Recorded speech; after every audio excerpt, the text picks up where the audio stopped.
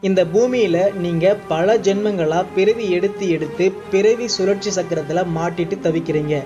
இதிலிருந்து விடுதலை பெறது தான் முக்தி. இந்த முக்திக்கான பாதையை நீங்க இந்த உலகத்துல இப்பே வகுத்தாகணும். இல்லைன்னா இந்த உலகம் உங்களுடைய அறிவை மங்க செஞ்சு மயக்கி உங்களை தவறான வழியில தள்ளி மீண்டும் பிறவி எடுக்கிறதுக்கு வழிவகை செய்யும். அப்படியேப்பட்ட நிறைய கருத்துக்கள் இந்த உலகத்துல இருக்குது.